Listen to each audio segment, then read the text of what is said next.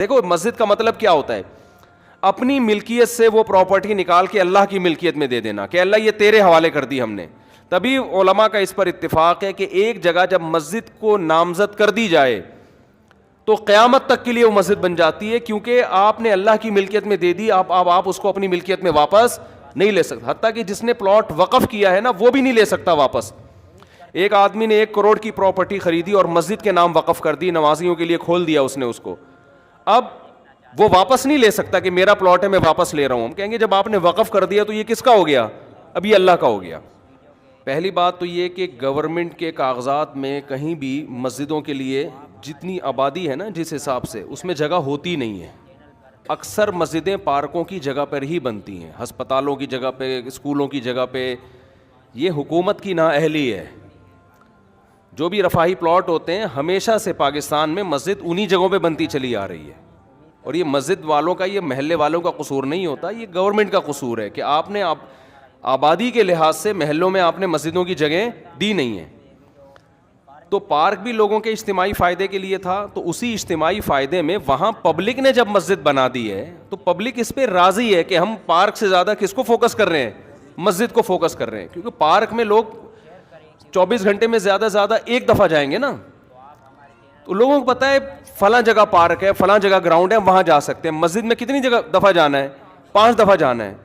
جب وہاں مسجد کی جگہ نہیں ہوگی تو لوگ پارک میں بنائیں گے مسجد. دوسری بات، اگر پھر بھی یہ کام اللیگل تھا، 25 سال کا عرصہ کوئی کم ہوتا ہے کیا؟ آپ 1 مہینے بعد گرا دیتے، آپ 2 مہینے بعد کر دیتے، آپ 3 مہینے بعد کر دیتے. 25 سال سے لوگ ایک جگہ نماز پڑھ رہے ہیں تو کچھ تو خدا کا خوف ہونا چاہیے نا.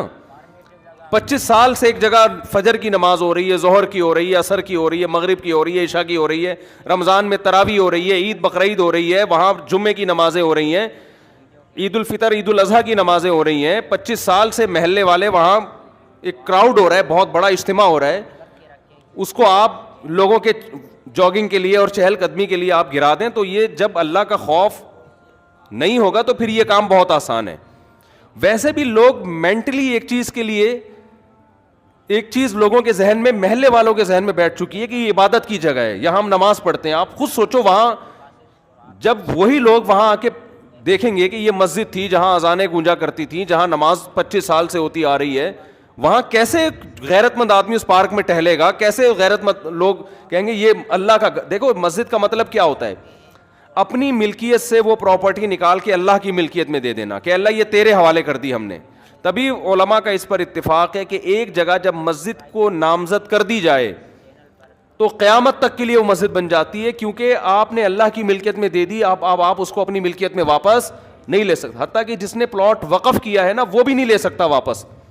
ایک آدمی نے 1 کروڑ کی پراپرٹی خریدی اور مسجد کے نام وقف کر دی، نمازیوں کے لیے کھول دیا اس نے اس کو. اب وہ واپس نہیں لے سکتا کہ میرا پلاٹ ہے میں واپس لے رہا ہوں. ہم کہیں گے جب آپ نے وقف کر دیا تو یہ کس کا ہو گیا؟ اب یہ اللہ کا ہو گیا. تو یہ دشمنی کس سے ہو رہی ہے؟ سیدھا سیدھا یہ مولویوں سے دشمنی نہیں ہو رہی ہے. ہماری گورنمنٹ اور یہ لوگ اس پہ ہیں کہ مولوی لوگ احتجاج کر رہے ہیں تو کہ مولویوں کے مفاد پہ زد پڑ رہی ہے. مولویوں کو کچھ بھی نہیں ہو رہا اس سے. ہمارے مفاد پہ کیا زد پڑ رہی ہے؟ کچھ بھی نہیں ہو رہا. ہمیں وہ مسجد رہے نہ رہے میرا کیا فائدہ اس سے بھائی؟ ایک آدھ آدمی کے شاید کوئی بیچارے امام کی وہاں تنخواہ ہو، وہ اماموں کو اللہ ویسے ہی کھلا رہا ہوتا ہے. وہ ایک جگہ سے بند ہوتی ہے، اللہ رزق کے 10 راستے کھول دیتا ہے. یہ آپ جنگ مولاناؤں سے نہیں کر رہے ہیں، یہ محلے والوں سے نہیں کر رہے ہیں، یہ آپ جنگ ڈائریکٹ کس سے کر رہے ہو؟ اللہ سے کر رہے ہو. خدا کا خوف کرو، کچھ خدا کے غضب سے ڈرو. یہ آپ ڈائریکٹ اللہ سے جنگ کر رہے ہو. ذاتی ملکیت کسی کی ہوتی ہے نا تو ہم سب سے پہلے کہتے کہ یار اس کو گرانا چاہیے. کسی کی زمین پہ قبضہ کر کے مسجد اگر کوئی بنا دے، فقہا کا اتفاق ہے کہ اس جگہ پہ نماز پڑھنا بھی جائز نہیں ہے. نماز پڑھیں گے دوبارہ پڑھنی پڑے گی آپ کو. لیکن یہ ذاتی ملکیت نہیں تھی، یہ حکومت کی جگہ تھی. تو حکومت کی جو جگہ ہوتی ہے وہ گورنمنٹ کی نہیں ہوتی، وہ پبلک کی ہوتی ہے. تبھی آپ دیکھیں دوسرے کنٹریز میں جو گورنمنٹ کی پراپرٹی ہوتی ہے نا اس کو عوام کی پراپرٹی کہا جاتا ہے. ہمارے یہاں اس کو گورنمنٹ کی کہا جاتا ہے. الفاظ سے بڑا فرق پڑتا ہے. باہر ملکوں میں اس کو کہتے ہیں پبلک پراپرٹی ہے، یہ مفاد عامہ کے لیے. ہمارے ہاں لفظ کیا استعمال کیا جاتا ہے؟ حکومت کی. اس کا نقصان یہ ہوتا ہے کہ لوگ سمجھتے ہیں حکومت اب اس میں خود مختار ہے. یہ لفظ ہی غلط ہے. یہ پبلک حکومت کی کوئی چیز نہیں ہوتی. جو حکومت کی چیز ہوتی ہے وہ اصل میں کس کی ہوتی ہے؟ وہ عوام کی ہوتی ہے. تو گورنمنٹ کو یہ اختیار نہیں ہوتا کہ اس میں تصرفات کرنا شروع کر دے. امید کرتا ہوں کہ آپ کو جو ہے ویڈیو انفارمیٹیو لگی ہوگی، اور اگر آپ ایسے ویڈیوز روز دیکھنا چاہتے ہیں تو آپ ہمارے جو ہے چینل کو سبسکرائب کر کے رکھیں، کیونکہ ہم اس چینل پر ہر روز ویڈیو اپلوڈ کرتے رہتے ہیں، اور چینل کو جو ہے اپنے دوستوں کے ساتھ شیئر کریں. اللہ حافظ.